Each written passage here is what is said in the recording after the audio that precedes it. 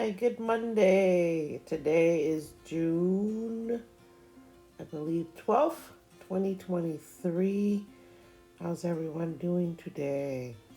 So, this is my first video I'm going to be making explaining certain transits and things that I feel need a little bit of attention.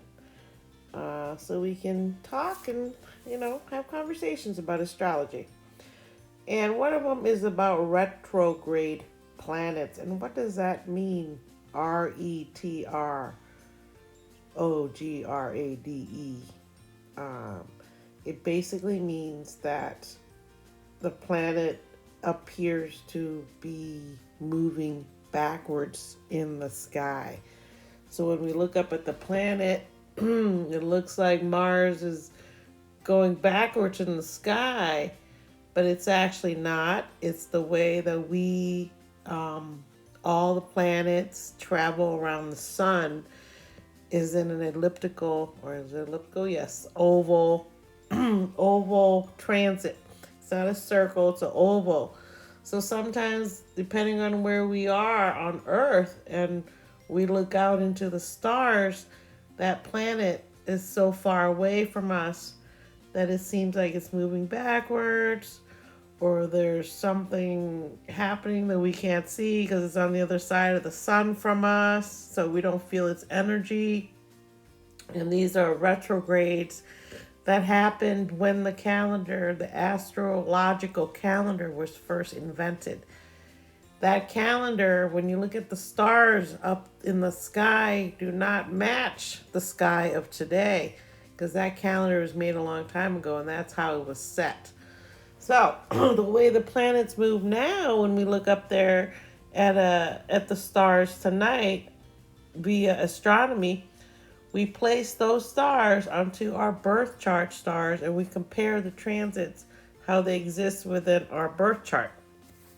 So that's how we can read our charts and understand what's happening based on the astrological calendar and the way the stars were when it first was created.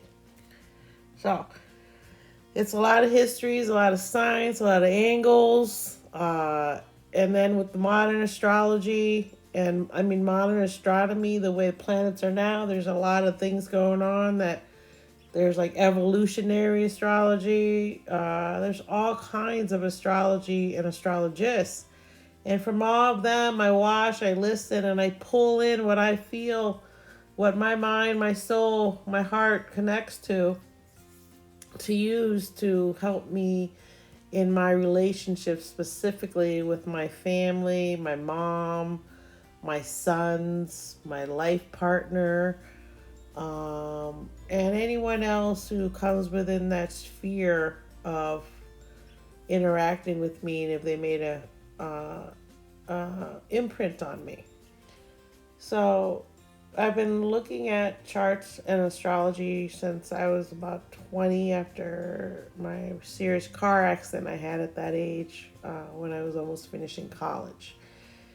And at that time, I was going through growing pains.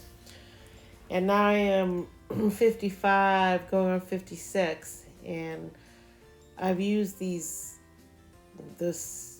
messages and learnings from all these astrologers to really realize that it's helped me tremendously with my children. So I wanted to share this knowledge, and they encouraged me a lot to do it because I was talking their ears off every day. So they said, Mom, put your energy into that, because I know some of my friends would like to hear it. I know other people that would, really interested in astrology, and not everyone understands the in and outs of all the talk that you read on astrology sites and how they relate to you. A lot of times those are meant for the broad spectrum of the sign that they're talking about, not personal to you. Sometimes you may not get it, and now there's all kinds of apps that you can use to help you, understand yourself better. So there's all those things happening. So you can definitely deep dive into things if you are as curious as I am about astrology and what makes the world tick tock, right? Tick tock, tick tock. So retrogrades are basically a moment that the collective stops and the energy that we receive from that planet stops. And so we don't get any downloads from them. And so our mind is basically on a nap. That's why I call these planets, when they're retrograde, I like to use the term napping because that's how we feel when they're retrograde, depending on how they affect you personally.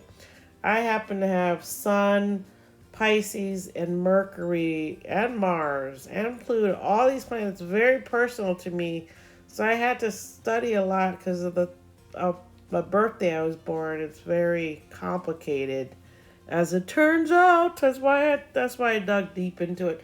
And a lot of us who have these placements like I do are into astrologists, and because we want to help, we learn that we are here to help other people understand what's happening to their lives, because we've had so many experiences that, we feel like we need to share. It's a calling, basically. So I've become a spirit guide. That's how I like to look at it. And so I'm open to consultations, and I'll talk about that at the end of this video, this podcast.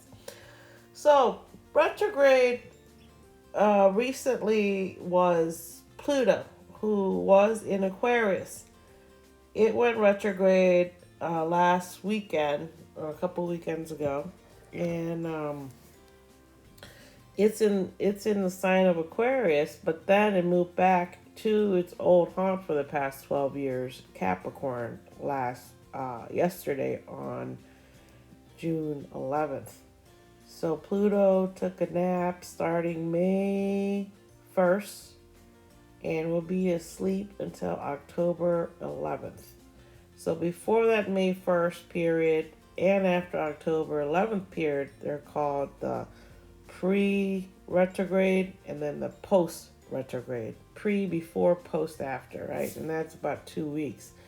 So that's the other thing about retrogrades, is that they have a shadow period where they start to slow down the messages we're receiving, and it's kind of like you feel stuck, and then you actually are stuck the whole retrograde, and then the planet wakes up, but it takes maybe a week or two before it moves back to where it first went to nap. So during that whole time, you're moving back along experiences you've already had during those degrees of the planet moving forward. Then when it takes a retrograde nap, we're now moving back and looking at those experiences that we had while it was moving forward. So when it retrogrades, it goes back, and then it takes another 2 weeks to get right back to that degree where it first started its retrograde period or its long nap. And when it reaches there, then you can say, oh yeah, okay, I remember now. I remember thinking about doing that right when the retrograde period started. And I've been thinking about it. I've been working on it. I've been reviewing it, editing and re-editing, rethinking, recommunicating, revising, everything that has to do with looking something over and editing it. Editing is a huge part of life that is not always enjoyable for some of us, and some of us it is enjoyable, but it's a time period that's very needed. It gives us space to meditate and manifest and see what our intentions are for this project or this dream or this thought we're having. So that's why retrogrades are very confusing if you don't understand what's happening in the universe, and you feel clogged, because that's what happens. You get clogged. There's no more flowing in and no flowing out. So you feel clogged, you feel frustrated, everything's working against me, the universe hates me, it's never gonna happen.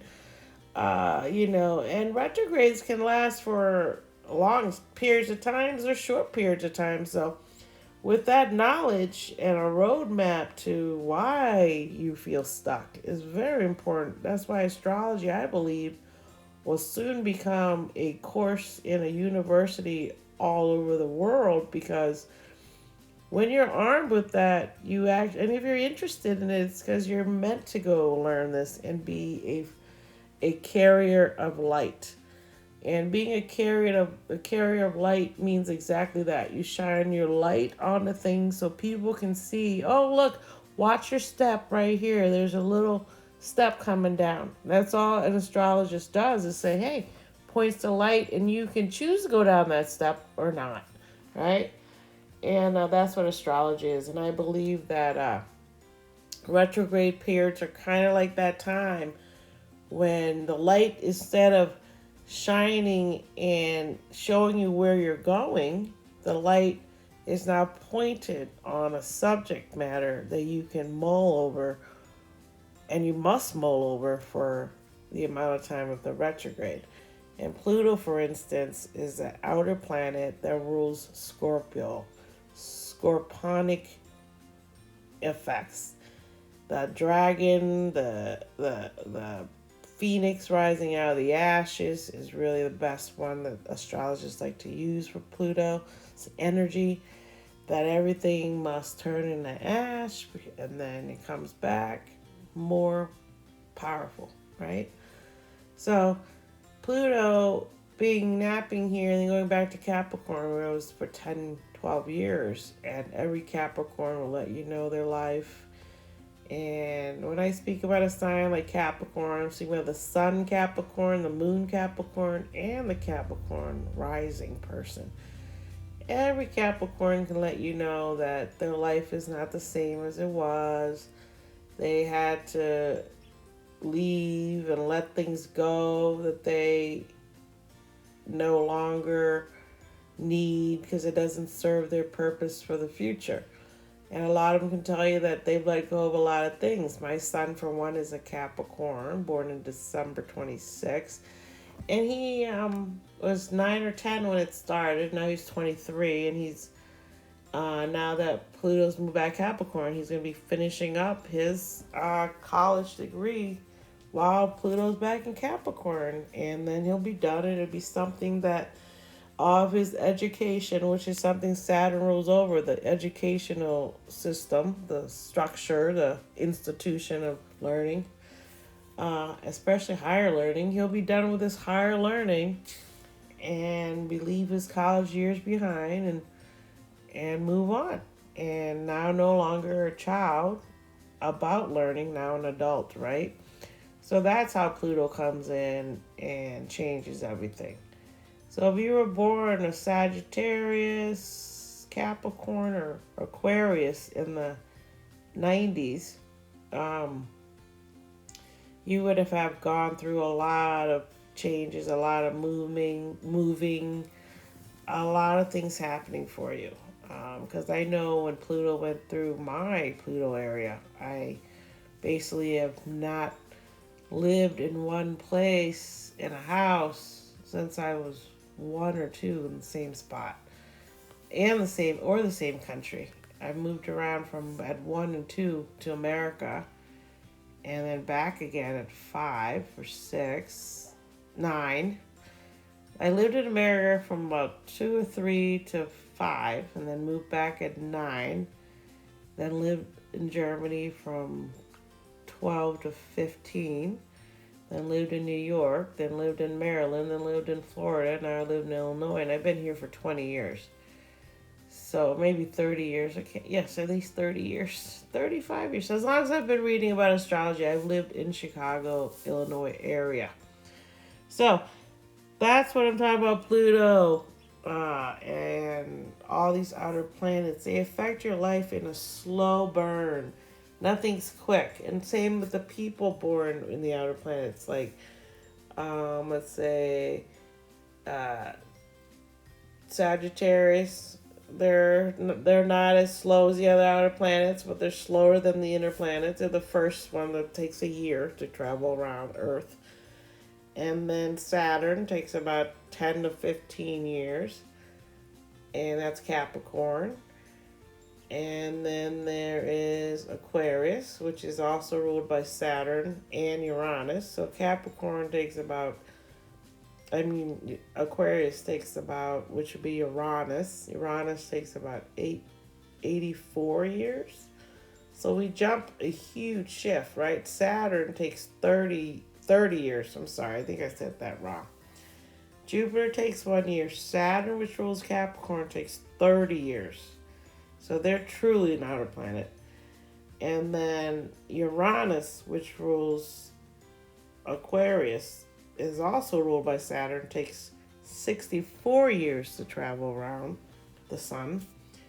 And then Pisces is ruled by Neptune and Jupiter, takes about 80 years to go around the sun, I believe, at Neptune. And then you get into Pluto, who takes 278 years, or 76 years, I believe, to go around the Earth. So whenever these planets move, they affect globally, everybody, whatever they transit on your chart.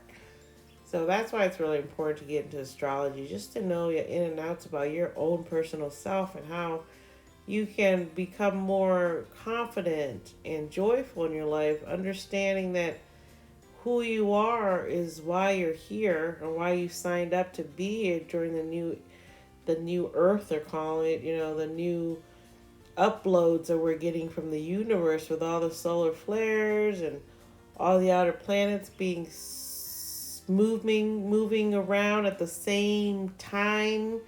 In terms of as long as it takes them out to move, they're kind of in sync right now the next 3 years in their movements. And so we all signed up to be here. And so we have a responsibility to tap into our confidence and figure out what we're here to do for ourselves, for our species, for the proliferation of our legacy. So the planets that will be affecting us are mostly every planet this year. So as you can remember, Pluto began its nap on May 1st and is napping to October 11th of 2023. And this Saturday, Saturn, who is in Pisces, will be beginning its nap June 17th until November 4th, 2023. Then Neptune joins in the nap in Pisces, the sign it rules over, on June 30th to December 6th, 2023. And then the next one to get into the act of napping is Venus, July 23rd, 2023 to September 4th, 2023. Mars was asleep and woke up October 30th, 2022 to January 12th, 2023. It was his nap in Gemini. You can look back and see what happened then.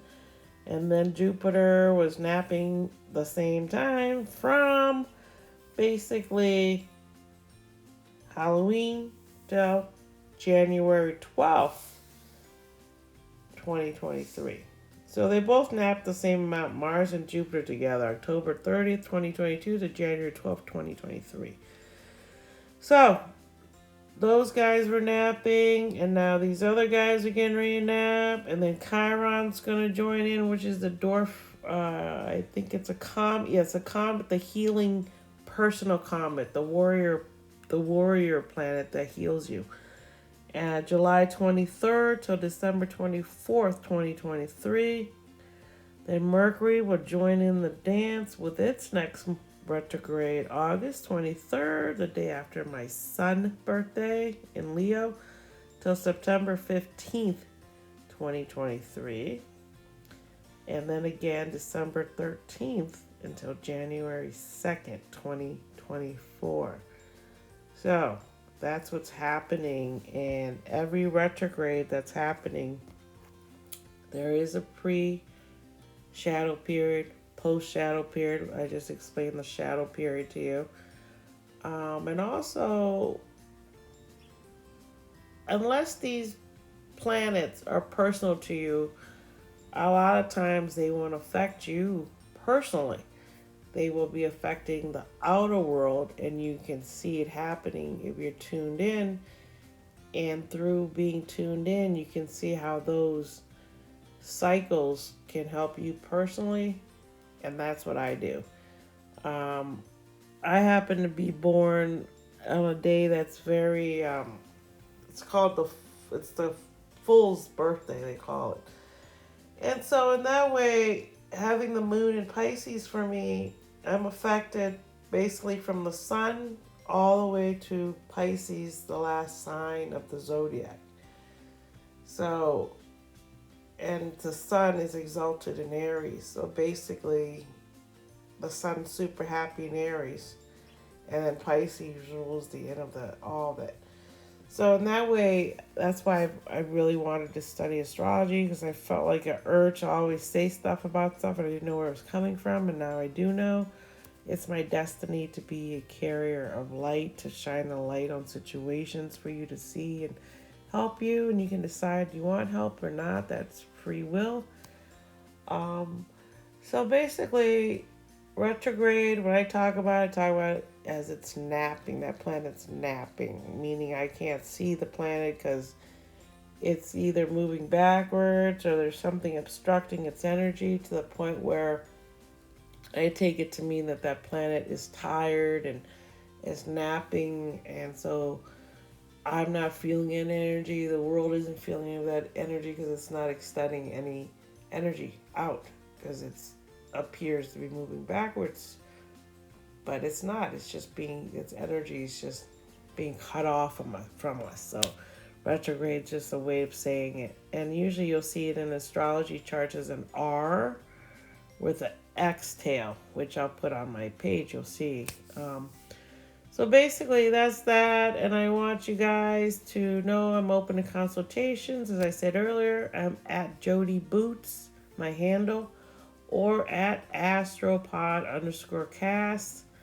And I'm on Twitter as Jody Boots. I'm on Instagram and YouTube as Astro Podcast. And I really would like to talk to you. I'm on Facebook as Jody Shirami. And you can find that under also at Jody Boots. But I'm beginning to take consultations. Until I get busy, I'm not going to charge much. I might charge $1 or $2 for a cup of coffee, or $5 for a cup of coffee at Starbucks, but not much. I don't really want to charge people, but I realize that it's not fair to the professional astrologist if I don't charge something. Since I am a self-taught astrologist also, I want to start a community of women who want to talk about their families, their kids, and how they relate to each other, because I use it to relate to my family a lot. And I realize some people are stuck or fixed, and I don't really try to change their minds because they're fixed. So I know what that's like. So really, I appreciate you. And tomorrow I'll put out my weekly podcast. Keep an eye out for that, and subscribe and like my pages. I'd really appreciate it. It really helps connect us. It will help me get a cup of coffee as my YouTube pages grow. I really appreciate it so much as my Spotify page grows, as my Instagram and Twitter pages grow. It'd be great. I'd appreciate it a lot, because I would like to make it a business where I am offering consultations and ear for you to talk to about what you're curious about. Okay? And really, it helps a lot with your family to see how you interact with each other. It helps a lot. Okay, I appreciate you, and I will be back tomorrow with my weekly podcast. I really appreciate you. Peace, and take care.